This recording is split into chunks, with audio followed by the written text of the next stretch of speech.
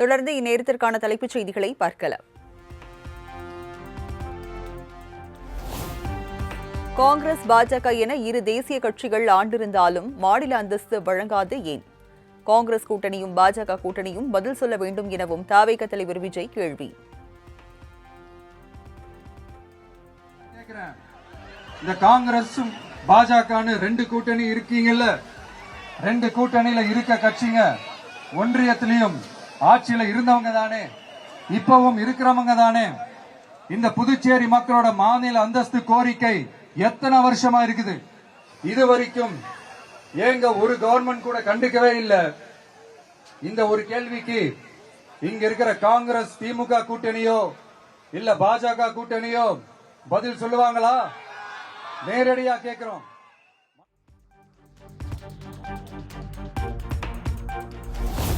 தமிழ்நாட்டை போலவே புதுச்சேரியிலும் திமுக காங்கிரஸ் கூட்டணிக்குள் குழப்பம் நீடிப்பதாக தவிக தலைவர் விஜய் விமர்சனம். திமுகவும் காங்கிரசும் கூட்டணி என சொல்லிக் கொண்டு சில தொகுதிகளில் மட்டும் ஒருவரை ஒருவர் எதிர்த்து நிற்பதாக விமர்சனம். பேருக்குதான் கூட்டணி, ஆனா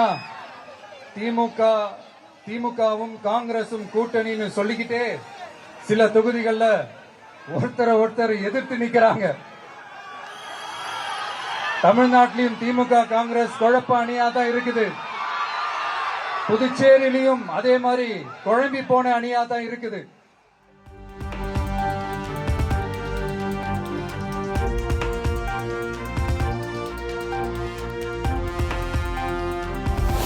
தவிக தலைவர் விஜய் பரப்புரையில் தொடர்ந்து அத்துமீறும் தொண்டர்கள். பிரச்சார வாகனத்தின் மீது தொண்டர் ஒருவர் திடீரென ஏறியதால் பரபரப்பு.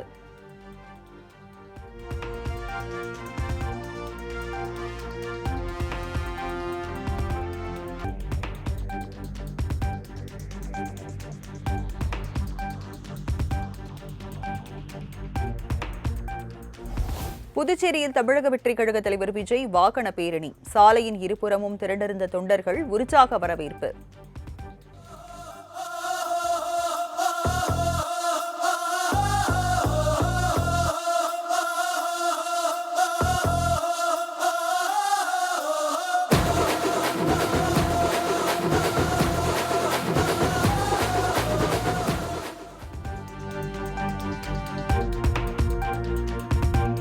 தமிழக வெற்றிக் கழக தலைவர் விஜய் புதுச்சேரியில் பிரச்சாரம் மேற்கொள்ளும் நிலையில் வில்லியனூர் பிரச்சாரம் ரத்து. தட்டாஞ்சாவடி, கடலூர் சாலை சந்திப்பு, தவளக்குப்பம் பகுதிகளில் வாக்கு சேகரிக்கும் நிலையில் நேரமில்லாத காரணத்தால் வில்லியனூர் பிரச்சாரம் ரத்தானதாக தகவல்.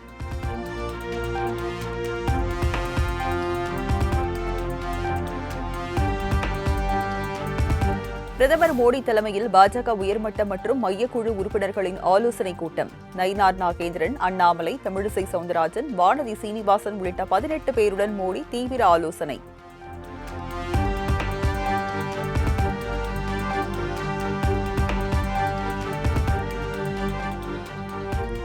கன்னியாகுமரியில் உள்ள அனைத்து தொகுதிகளிலும் திமுக மற்றும் கூட்டணி கட்சி வேட்பாளர்கள் வெல்ல வேண்டும். 7வது முறையாக திமுகவை ஆட்சியில் அமர்த்துவதற்கு மக்கள் தயாராகிவிட்டதாகவும் முதலமைச்சர் மு.க.ஸ்டாலின் பேச்சு.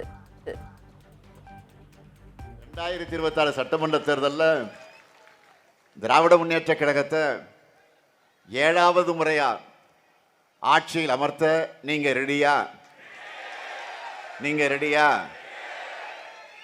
திராவிட மாடல் 2.0க்கு குமரி மாவட்டம் ரெடியா?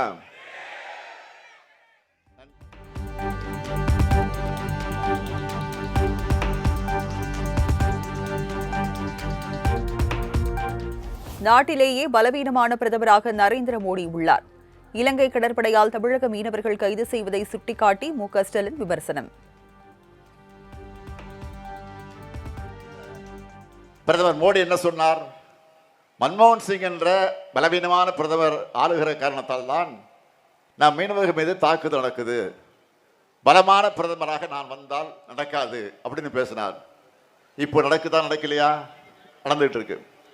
இப்போதான் ஒரு பலவீனமான பிரதமர் என்பதை மாண்புமிகு மோடி அவர்கள் ஏத்துக்க மாட்டாரா?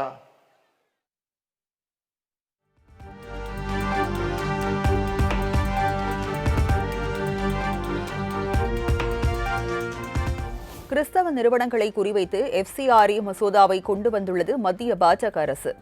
மதவெறி பார்வையுடன் செயல்படும் மத்திய பாஜக அரசின் செயல் மனித குலத்திற்கே எதிரானது எனவும் முதலமைச்சர் மு.க.ஸ்டாலின் பேச்சு. கிறிஸ்தவ தொண்டு நிறுவனங்களை குறி வச்சு அந்த திட்டம் கொண்டு வரப்பட்டிருக்கு. என்னன்னா, வெளிநாட்டு நிதி பங்களிப்பு சட்ட திருத்தம், அதாவது FCRA மசோதா. மதவெறி பார்வையோடு மனிதநேய செயல்பாடுகள் மேலே தொடுக்கக்கூடிய இந்த தாக்குதல் ஒரு மதத்திற்கு எதிரானது மட்டுமல்ல, இது மனித குலத்திற்கே எதிரானது. கிறிஸ்தவ தொண்டு நிறுவனங்களை குறி வச்சு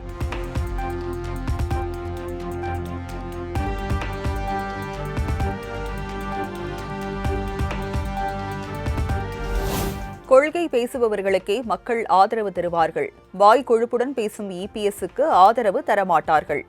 எடப்பாடி பழனிசாமி கொடுத்துள்ள வாக்குறுதிகளை மக்கள் நம்ப மாட்டார்கள் என முதலமைச்சர் மு.க.ஸ்டாலின் பேச்சு.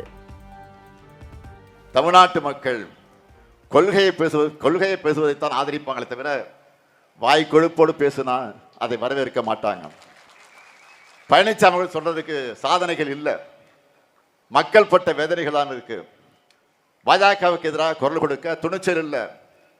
உதவியர்கள் மேலே அவருக்கு உதவிய மேலே நன்றி உணர்வு இல்லாம மனசு முழுக்க துரோகம் செஞ்ச நெஞ்சுதான் இருக்கு. இப்படிப்பட்ட இவர் கொடுக்கிற வாக்குறுதிகளையும் தமிழ்நாட்டு மக்கள் நம்ப தயாராக இல்லை.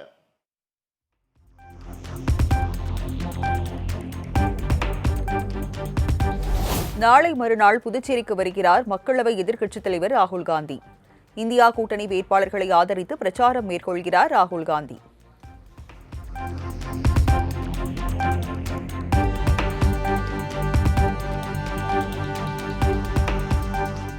CBSE பாடத்திட்ட சீரமைப்பின் மூலம் ஹிந்தியை திணிக்க முயற்சிப்பதாக முதலமைச்சர் கண்டனம். இந்தியாவின் வலிமை என்பது பன்முகத்தன்மையில்தான் இருக்கிறதை தவிர திணிக்கப்படும் ஒற்றுமை தன்மையில் இல்லை எனவும் காட்டம்.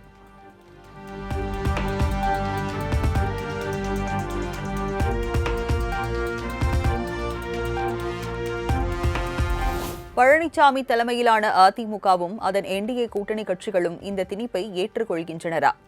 நமது மாணவர்களின் எதிர்காலம், அடையாளம் மற்றும் உரிமைகளுக்காக ஒரே ஒரு முறையாவது முதுகெலும்போடு எதிர்ப்பார்களா எனவும் மு.க.ஸ்டாலின் கேள்வி.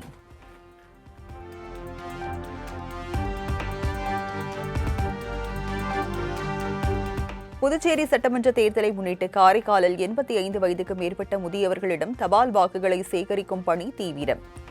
நாளை வரையில் தபால் வாக்குகளை சேகரிக்கும் பணி நடைபெறும் என தேர்தல் அலுவலர்கள் அறிவிப்பு.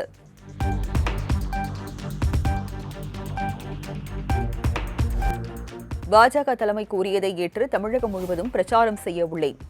தேர்தலில் போட்டியிடாது ஏன் என மே 4க்கு பிறகு தெரிவிக்கிறேன் என சென்னை விமான நிலையத்தில் அண்ணாமலை பேட்டி. நான் கட்சிக்கு ரொம்ப நாளைக்கு முன்னாடி எழுத்துப்பூர்வமாக இந்த தேர்தலில் நான் போட்டியிட விரும்பவில்லை என்று கொடுத்திருந்தேன். அதனால் கட்சி என்னுடைய கருத்துக்கு மதிப்பளித்து என்னை பிரச்சாரத்துக்கு பயன்படுத்தியிருப்பது எனக்கு மகிழ்ச்சி தான். காரணம், இந்த தேர்தலை பொறுத்தவரை எல்லோருக்கும் பணி செய்கின்றேன். கட்சியினுடைய வேட்பாளர்களை வெற்றி பெறச் செய்வது என்னுடைய கடமையாக நான் பார்க்குறேன். அதே நேரத்தில் எப்பொழுதும் நான் ஒரு கேண்டிடேட்டு, இந்த தொகுதி எப்பொழுதும் எந்த லிஸ்ட்டில் எந்த ரேஸ்லையும் நான் இல்லை, எந்த தொகுதியும் நான் கேட்கல, எந்த தொகுதிக்கும் போட்டி போடல.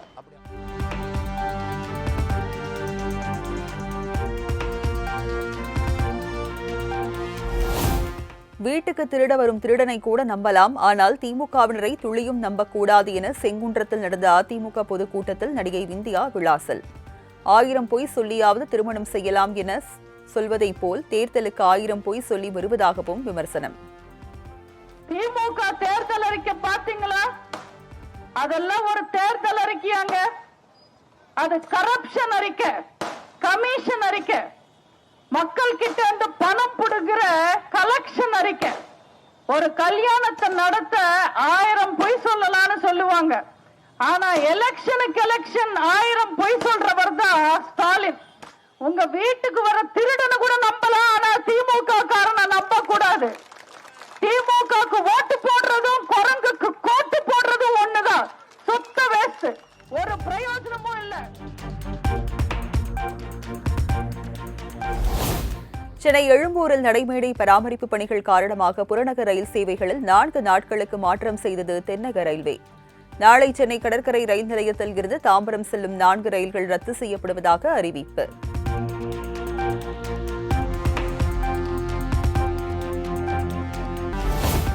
கும்பகோணம் அருகே உள்ள உப்பிலியப்பன் கோவிலில் பங்குனி பெருவிழா கருட கொடியேற்றத்துடன் தொடக்கம். ஏராளமான பக்தர்கள் கலந்து கொண்டு கோவிந்தா கோவிந்தா என பக்தி முழக்கம் எழுப்பி வழிபாடு.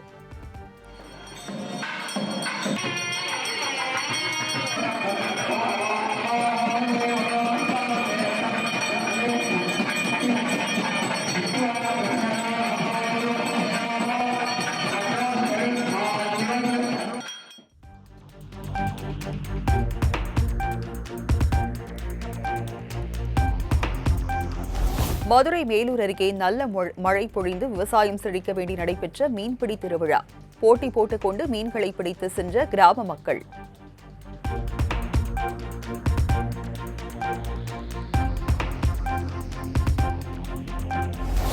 ஸ்ரீவில்லிபுத்தூர் ஆண்டாள் கோவிலில் யாகசாலையில் இருந்து தள்ளிவிடப்பட்ட கும்பங்கள். பரிசாரர்கள் தள்ளிவிட்டதாக கோயில் பட்டர்கள் புகார்.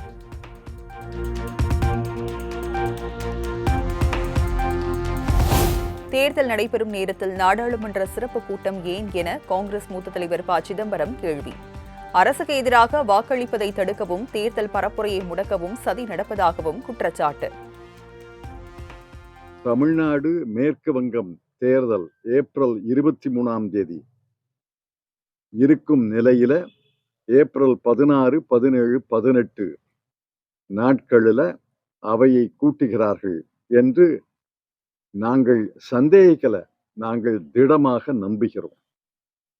இது சதி, இது அரசியல் சாசனத்தில் மோசடி, இது நாடாளுமன்ற விதிகளுக்கு மோசடி.